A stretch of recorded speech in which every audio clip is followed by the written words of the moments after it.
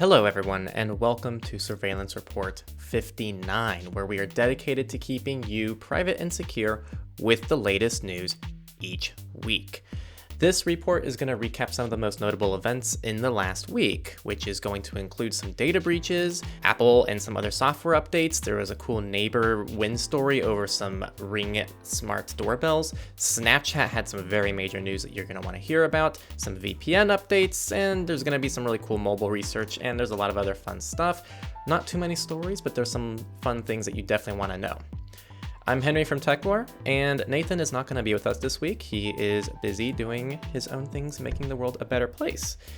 As for the promo, we want to shill our Patreon this week. So we have a Patreon, patreon.com/Techlore, where you're able to donate and receive exclusive perks like behind the scenes on some of our content, as well as join a very exclusive community.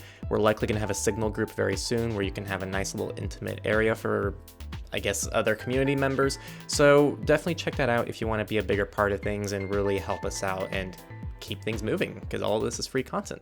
First, we're going to go ahead and start with data breaches. So some of Verizon's Visible cell network customers say they were hacked. Visible is a company that's owned by Verizon, and originally Visible customers went on Reddit and other platforms and said that they think that they were hacked. It turns out that they were correct. So a cell service provider, which is Visible, verified that customer reports of attackers accessed and changed user accounts that were used to do unauthorized charges via PayPal and credit card.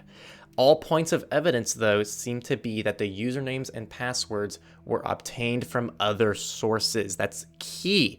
In other words, this is, in some ways, just user error. People were reusing credentials between other accounts. People might have suffered a data breach from that other account, and they just tried out the same credentials for the cell network, and they got right in. So the takeaway here is, 1, speak up if you think something is wrong, because it doesn't seem like they were aware of this issue until people started talking about it. And 2, use unique credentials, people. You shouldn't have to use the same password and username between 2 different services. Privacy 101. Our second data breach, and the final one of the week, is Acer has confirmed a second cyber attack in 2021 after the ransomware incident that they suffered in March. So they confirmed a cyber attack on its offices in India this week after hackers claimed to have breached servers and stolen 60 gigabytes of files. The group emailed ZDNet after the hack, claiming to have customer and corporate business data as well as financial information. When asked, the hackers denied it was a ransomware attack and actually claimed to have access to the company's servers, quote, over time, which is interesting because it means they had ongoing access to this information and they didn't just go in, steal what they could, and leave. The takeaways here. Attackers can have ongoing access to company assets or maybe even customers of that company's assets. This is another reason to be cautious of central entities who don't implement the threat models required to take this into account. Signal and Proton, for example, are 2 companies that do in some ways assume there's a fully compromised server. That's why end-to-end encryption is really important, and you shouldn't have the company to trust in this relationship when you're signing up for services. Again, you can trust the company, but what if the company suffers a hack? That's why you really want to make sure your data is yours and not someone else's. All right, let's move right along to companies, and we're going to start with Apple, who has released iOS 15.0.2 for iPhone and iPad OS with bug and security fixes. This is it. It's a new update, new security fixes. We always like to put these in to remind you to update and implement automatic updates on all of your devices. It is generally a good thing to do. Up next, this is a fun story. So 2 neighbors who lived next to each other were just vibing one day, and one pointed out that his Amazon Ring security system is something that he had, and he was showing how it points out and all the cool things that it does and how he can view it from his smartphone. He was pretty much just showing off this cool tech. And then it had the other neighbor kind of think, oh my gosh, hey, my property's in this frame here. So pretty much what happened is that neighbor actually filed a lawsuit about this, and the larger concern in the lawsuit was the audio that was able to be picked up, which you weren't able to disable on the Rings back when this case was unfolding. Apparently they added the functionality to disable audio recording, but audio actually seemed to be the major concern, not necessarily video. Long story short, that neighbor who made the complaint ended up winning. What this outlines is how a single person getting one of these devices, even if it's for themselves, can impact all the people around them, and it asks really important questions regarding your rights in a community. If a neighbor gets a Ring and your house is in a frame, how does that impact you, and do you have a right to I guess, have a say in that because you are being impacted by this in one way or another. Just something to think about. Thought it was an interesting story, and I thought it had kind of a cool ending that makes us all think a little bit. Up next, a big one for Snapchat users or just social media users in general. Quote, the headline, Snapchat boosts efforts to root out drug dealers.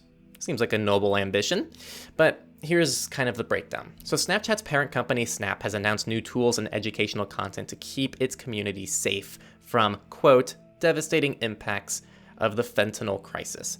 By the way, I might be mispronouncing that. I don't know anything about drugs. I'm so just disconnected from that world, so I'm sorry if I mispronounce it, but it's called the fentanyl crisis. I honestly don't know what it is. The company said it's implemented automated systems it uses to detect the sale of illegal drugs on the app. They've hired more people to respond to law enforcement requests for data during criminal investigations, and they've developed an in-app education portal called Heads Up, which is focused on the dangers of fentanyl and counterfeit pills. I assume fentanyl is like illegal, illegally obtained pills. That's the context I'm getting from this, but I don't know. Another important note, for the last 6 months, it has been using intelligence from public health data company S3, which scours the internet for drug sellers, to identify Snapchat accounts that are potentially violating the rules. S3 does not search directly on Snapchat, but instead looks for dealers elsewhere on other social media sites or the dark web who reference a Snapchat account in their advertisements. A few things. First, I want to start by going there. If Snap cares so much about their community, why don't they bother better vetting the absolute atrocity that is the ads that they post on their own platform, as well as the crappy news stories that are just beyond sexual and beyond, I don't know, there's so many things wrong with Snapchat's news and story tab, which, by the way, didn't used to be a thing way back in the day when I used to have a Snapchat.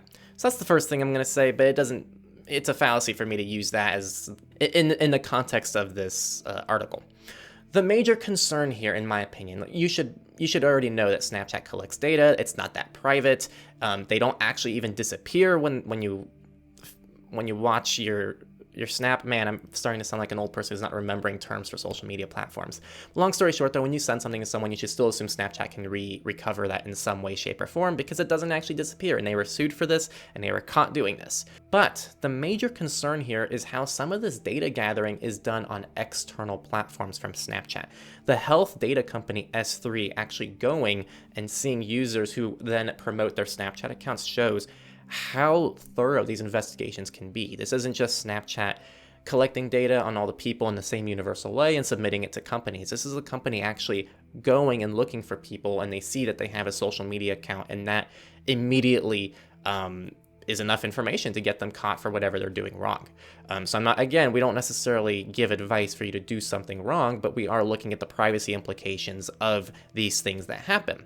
So the takeaways here, surveillance and privacy concerns are commonly cross-platform. It's not just exclusive to the platform you're on. Another takeaway is social media is just toxic for you as well as your privacy based on pretty much every scientific method of measurement, be it mental health, physical health, productivity. There is almost nothing that social media benefits in your life, so I would encourage you to at least consider reducing your social media use, deleting some of your social media accounts, or just stop using it altogether. That is my personal recommendation. And the other final takeaway is Snapchat is not private, and you should not expect any privacy on Snapchat. There you go. Up next, a VPN service, quote, agrees to block BitTorrent and keep logs to settle a piracy lawsuit. First off, this headline is very sensationalized, and we'll talk about that soon. Let's go through the story. So a VPN company called VPN.ht, which, by the way, I have never heard of in my life, and you probably haven't either, but that's okay because there's larger implications for this. They have settled a copyright infringement lawsuit filed by a group of independent movie companies earlier this year. As part of this deal, the VPN agreed to block BitTorrent traffic and start logging IP address information on all of its US servers. While this is a controversial order, VPN.ht says that users are still protected, as instead of going along with the order, they've decided to stop using US servers. After filing the original complaint, the copyright holders increased pressure. They obtained a temporary restraining order that required PayPal to freeze the assets of the company in order for them to take this seriously. Here is a quote from the company, VPN.ht. Quote, "We do not intend to log our customers, so we will stop offering US servers. We refuse to share any information about our customers, which we don't have anyway." They also said, we're not big enough to keep fighting, stressing that it will continue to protect users. There are tons of takeaways from this story. First of all, this is a misleading headline. Who would have thought? Because they didn't actually comply with this. When it says they agreed, they didn't actually agree. So I don't really know why they don't change this headline, because it's actually completely the opposite of what they did. Second, the company, in my opinion, did all of the right things. They tried to go through the proper legal channels to make sure that they can protect their users. And you know what? It kind of sucks, but like, they had to shut down all of their US servers.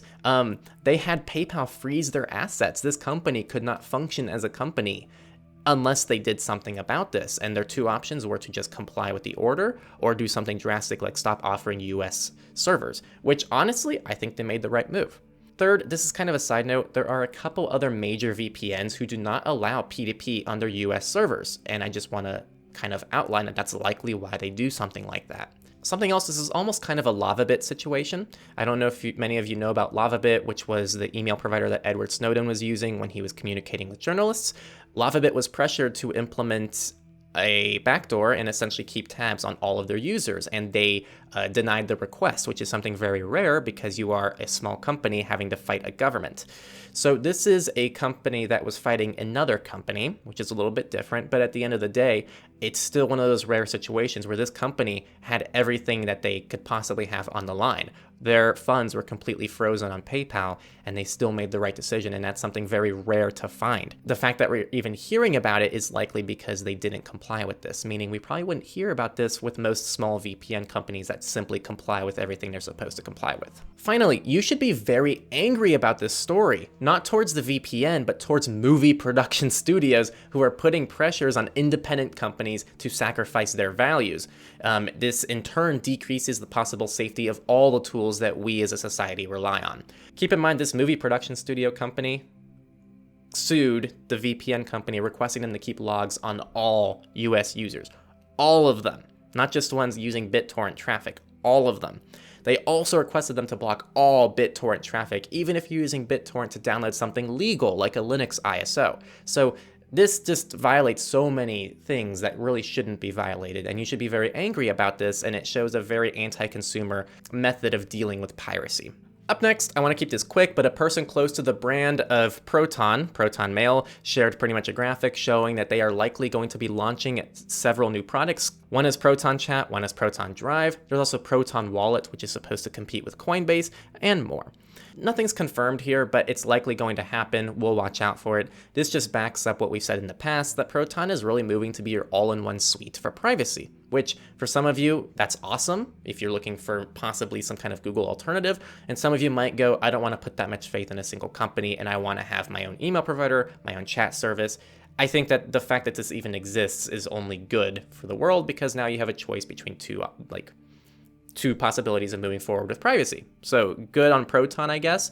I probably personally wouldn't put everything into the Proton ecosystem, but I know some people that would absolutely love this. So very cool. And finally, our last story is also about Proton, who has launched a new bug bounty program. Pretty much Proton's going to reward people for reporting vulnerabilities in their products. That's all. Good. It's a good sign, and it's probably going to make their stuff more secure in the long run. So good job, Proton. All right, let's go into research. And this week is going to start with one of my favorite research pieces I've seen of 2021. And it's a study that reveals the scale of data sharing from Android mobile devices. The reason why I love this so much is that it compares the default Android operating system that comes with manufacturers, specifically Xiaomi, Huawei, and Samsung, compared to two custom ROMs, which many of you listening might know, LineageOS and EOS. We've covered both of these ROMs on the Techlore channel. Just search up EOS, Techlore, and LineageOS is something that's referenced throughout Go Incognito, our Become Anonymous guide, and tons of our content, as well as our website. So it's cool. We actually get to see some research seeing how these ROMs perform. First off, I highly recommend you read it because it's very good and it's very in-depth, and you're going to learn something new from it, but here are the general takeaways. First, all of these Android manufacturers come with ROMs that spy on you and share data with third parties. In fact, even if you opt out of the settings that they give you, I'm going to quote the study here, we observed that Samsung, Xiaomi, Realme, and Huawei all collect data from user handsets, despite the user having opted out of data collection, telemetry, analytics, and making no use of services offered by these companies. So even if you opt out of everything on these phones and you use none of their products, they're still going to be collecting very similar, if not the same exact data. Now, if you look at the charts inside the study, you'll find that everything doesn't look so hot, and then there's LineageOS, which performs very well but still reports data to Google. We'll talk about that soon. And EOS is completely clean.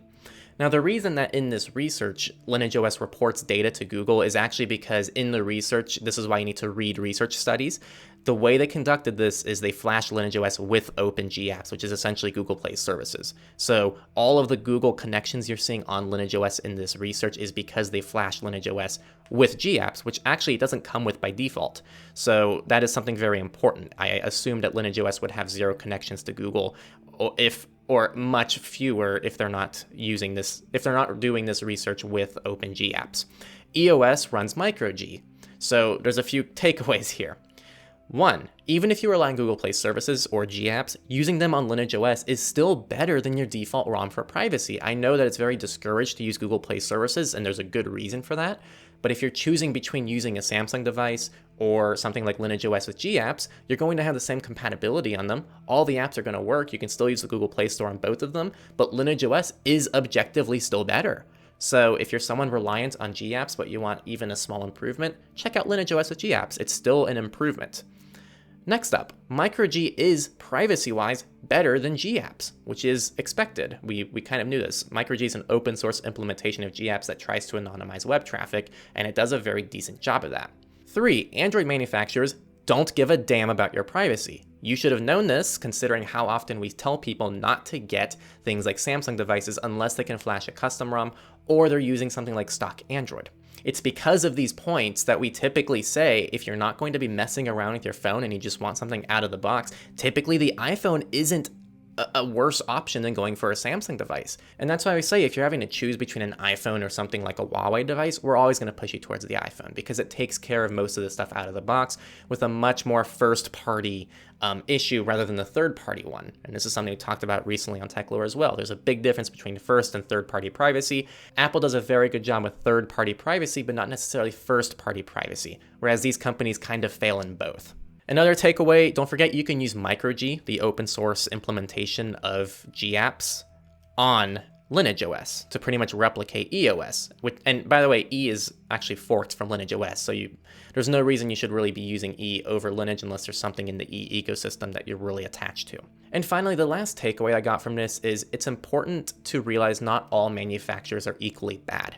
This is something that I fall into as well, where I just go, oh, Samsung, Huawei, and Xiaomi, they all did all this invasive tracking, so they're all equally bad, when it's actually not the case. Samsung actually did the best out of those 3. So if someone's coming to me and they say, hey, I'm not going to install custom ROM, I'm not going to do any of this, and I'm not going to get an iPhone because I hate Apple, what Android device should I buy? There's still a better choice for them. So I do this as well. It's really easy to group up the bad people as just bad people, but there are less bad people, and in this case, Samsung came out on top if you're someone who's not going to be going the custom ROM route. I took up a lot of time with that because I really like this research. Again, I still recommend you read through it yourself because the charts and everything there are very interesting. But yeah, long story short, custom ROMs work, and yeah, very cool stuff. Up next, there's a site called This Person Does Not Exist, and it's essentially the site that creates AI-based people. So these are people that don't actually exist, but they look like people that exist. And this is all done with facial recognition technology and AI. There's an interesting paper that was just released called This Person Probably Exists, where researchers showed that many faces that were produced by tools like these actually have a striking resemblance to actual people who are part of the training data. The fake faces can effectively unmask the real faces that everything is based on. So this actually makes it possible to expose the identity of those individuals. This work is part of a latest string of studies that call into doubt the popular idea that neural networks are, quote, black boxes that reveal nothing about what goes on inside. Quote, such attacks can lead to serious security leaks. For example, finding out that someone's medical data was used to train a model associated with a disease might reveal that this person has that disease. So the takeaways here, 1, this is just interesting. It's something to think about, that models and partaking in any studies can sometimes put you in jeopardy. Keep that in mind when you're helping out with a new technology we don't fully understand.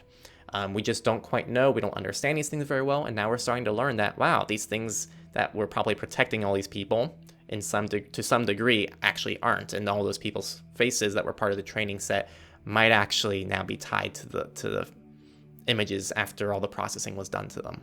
And that's all the research for the week. Let's go ahead and move into politics. First, this is kind of a nothing burger, but Biden has signed a School Cybersecurity Act into law. Pretty much they're going to analyze the K through 12 cybersecurity between schools, and they're going to report on recommendations as well as toolkits to improve hygiene. Again, it's kind of a nothing burger because all that was done was this was passed. We don't know if anything's going to come of this, so we'll just keep our eyes on it going forward. Up next, California activists, including the EFF, have sued the Marin County Sheriff for illegally sharing driver's license plate data with ICE, CPB, CBP, and other out-of-state agencies. Title says it all. There's not really much information outside of what the title says, which was they had all these cameras set up and they were doing this illegally. So we'll see what unfolds and we'll see if there's any positive result that comes out of this. And our final political story is going to be in Moscow, where the metro has rolled out facial recognition pay systems. This has now been touted as the world's first mass-scale facial recognition payment system amid privacy concerns over the new technology. This is a cashless, cardless, and phoneless system named FacePay, which has launched at more than 240 stations across the Russian capital. Now, all the passengers will be able to pay for travel without taking out their phone, metro, or bank card. To activate FacePay, passengers need to connect their photo, bank card, and metro card to the service through the mobile app first. And then once that's done, you don't even need your phone. So you go into you just walk in and it scans your face and everything's good to go. One, I do think, like, I'm gonna say it. I think this is kind of cool. First off, like, wouldn't it be cool if you just walk around and you don't have to carry a wallet or a phone? It's convenient, but like we always say, convenience typically comes at the cost of privacy and security, and that's exactly what's happening here.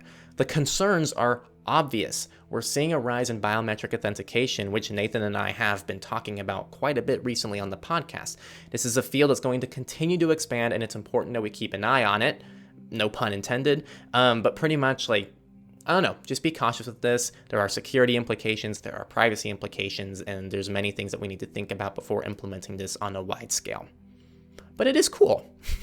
All right, we're going to move on to the free and open source section, or FOSS.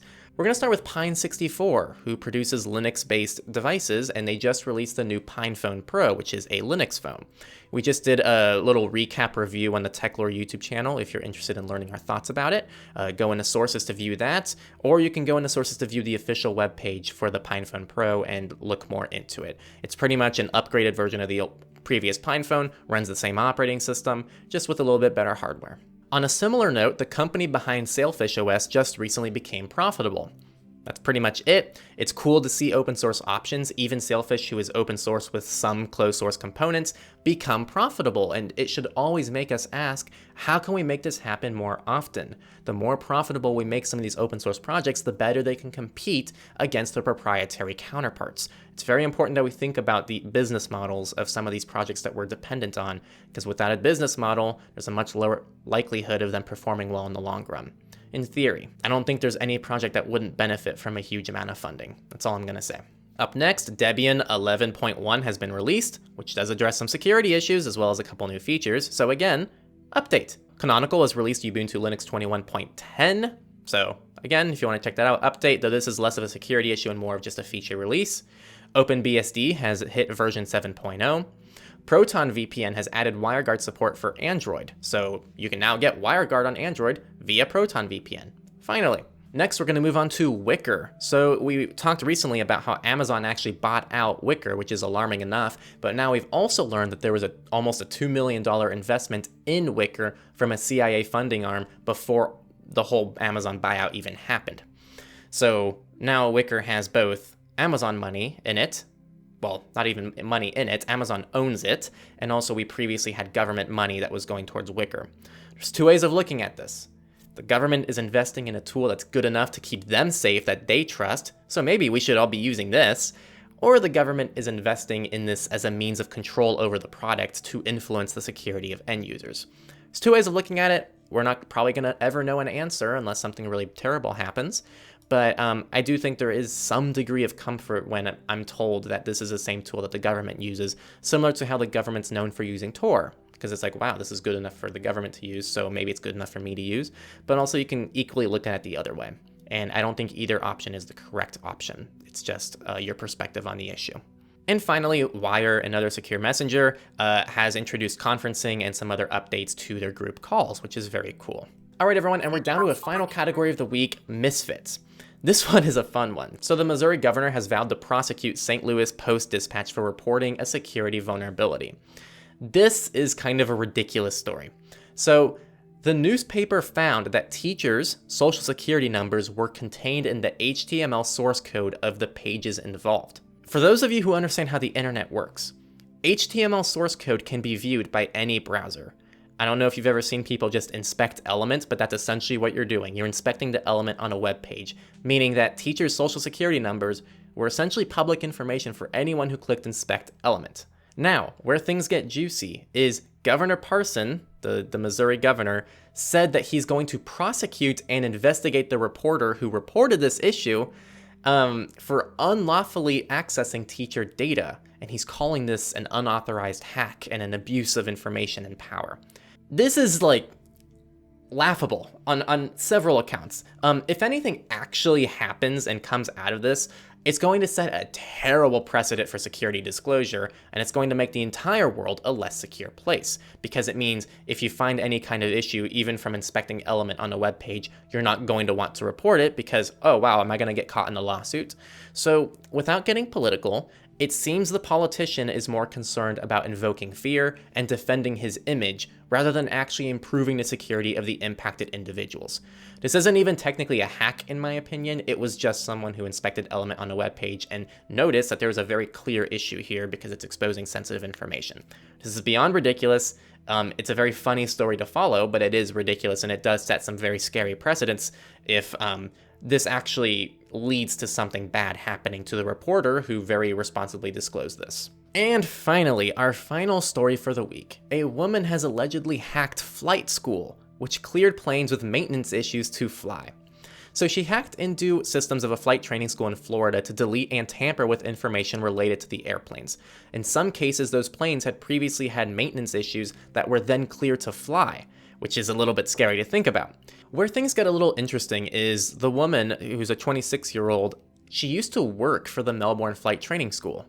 So she was in some way involved with this, and she resigned from her position at the end of November of 2019 after the company fired her father. Months later, she allegedly hacked into the systems of her former company, deleting and changing records in an apparent attempt to get back at her former employer.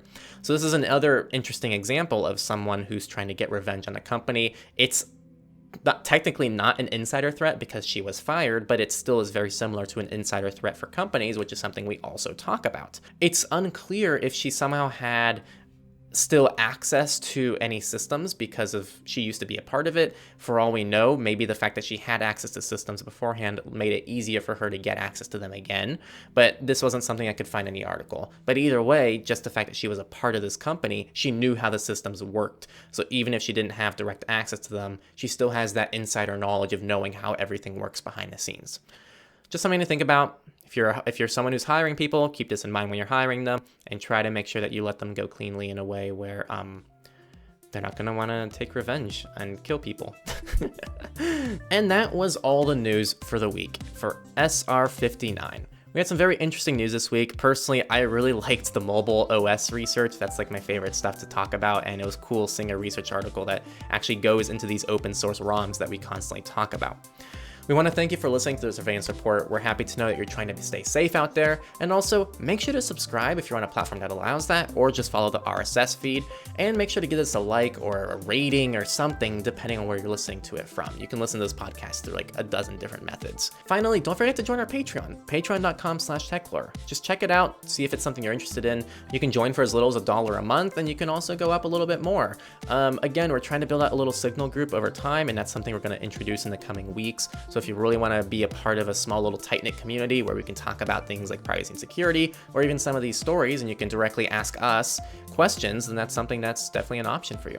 So we'd love to have you there. That's it for this week. We'll see you next week. Thanks again for tuning in. We'll see you for SR60.